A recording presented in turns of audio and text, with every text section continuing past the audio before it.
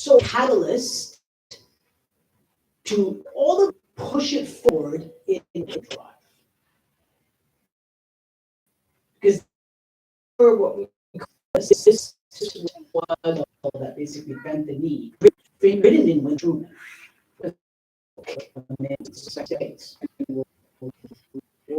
And when we enter this new world, Jefferson, all these people had come from Europe and imported this notion of secular liberalism into the United States. But the point is that you have a new economic order in both Europe and the United States, fueled through the Americans winning the Second World War. Had the Americans not defeated the Germans in the Second World War, we would be having a very different conversation today as to what modern society looks like globally.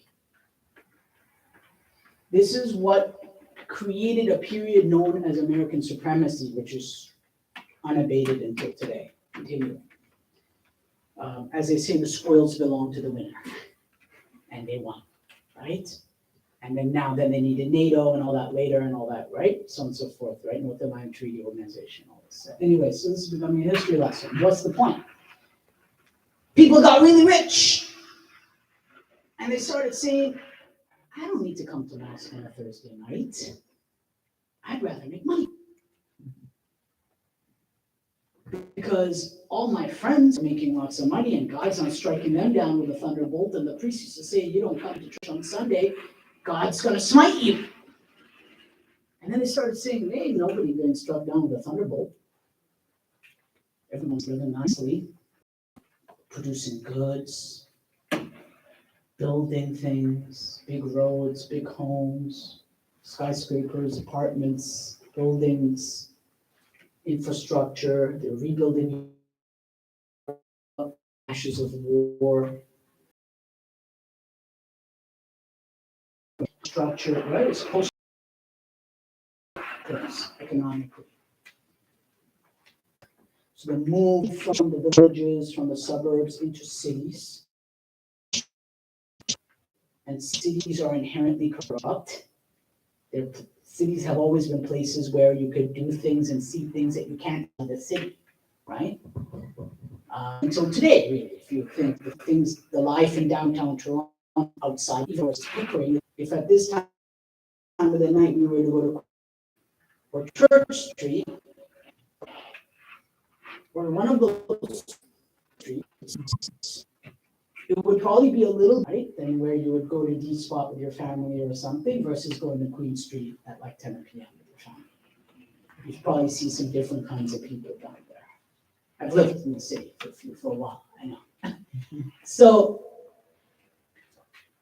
people started moving to cities because they wanted money. They want to get into the financial sector, into the banking sector, Wolf of Wall Street, you name it, right? They want to start trading options. They did. But they come from righteous Christian homes. And guess what happens at the same time? You've got the Rolling Stones. You've got the Beatles. You've got Madonna.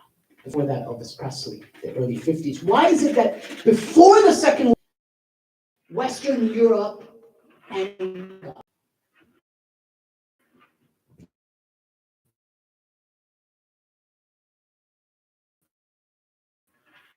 all they had the time to fancy the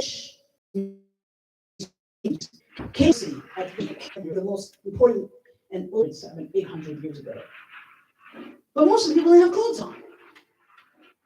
Why? So the people that enjoyed these kinds of paintings, it's art. You go to any museum, that's the art, right? Even the ROM is limited to the rich. That this whole indulgence, this life of indulgence, this life of enjoying these what were known as guilty pleasures, now became available to us and to the Beatles and to everyone in the middle class. They all started slowly forgetting. For the ghafla, they entered the zaman of ghafla. And out of that was born feminism. Feminism was given birth at exactly or pretty much the same time at Berkeley University, the west coast of the United States, what we call the Women's Liberation Movement. I'm just saying historically, this is where it comes from. No historian would debate this. This is historically where it comes from. The concept, the idea. The antecedent ideas grow out of this. It grows out in tangent with the anti-war movements as well, right? So then there's this whole idea of activism being devoid of religion. So also during the 1960s and then into the 70s, you have the Vietnam War. And you have all these people that are protesting the war in the United States. But they're not protesting it because it's against God. They're protesting it just because it's wrong.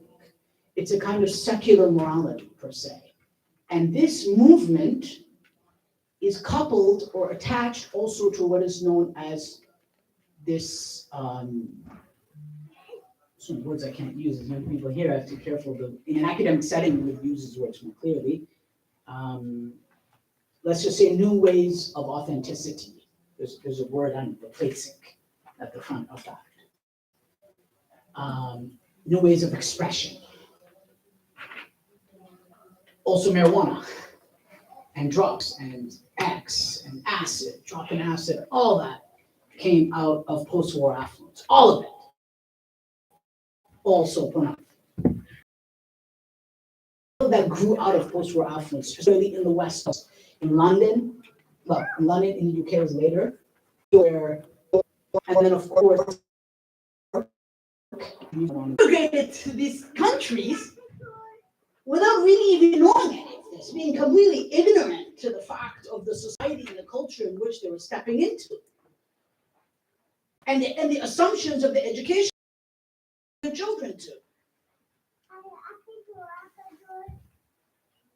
to perhaps no fault of their own. I mean, it's not about laying blame on anyone. It's just a reality, and then we are where we are now. We are where we are.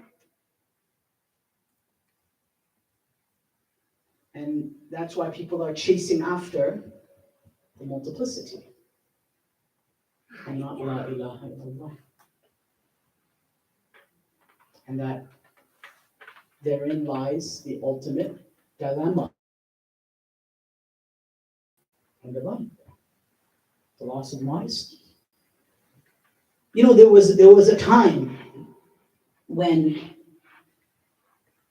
a man or a woman couldn't even walk to a phone booth.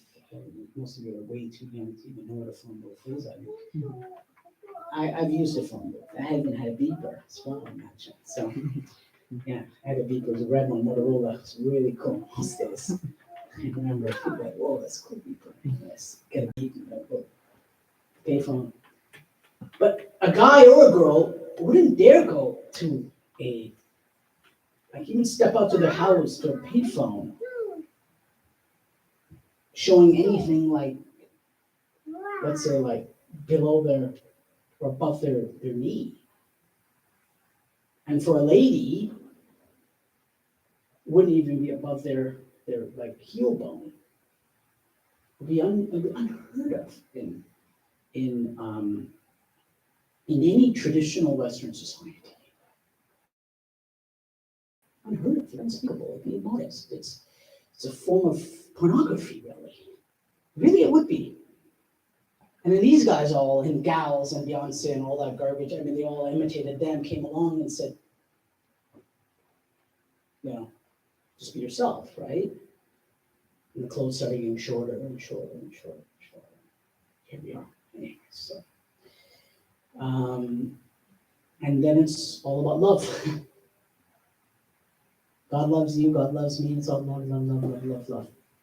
Love with no accountability, with no seriousness, with no path, with no set direction, without that deepest thought and that journeying and that intellectual struggle and courage. It's just love. But it's love without direction. So love now becomes a very misleading word. And that brings me to my final point tonight. I was reading, well, I don't have social media, but somebody sent this to me. I just choose not to waste my time on it. So someone sent something to me about the Amal for the 15th of Sha'ban. And it said in this, and whatever the intention is, let's just focus on words here, right? It said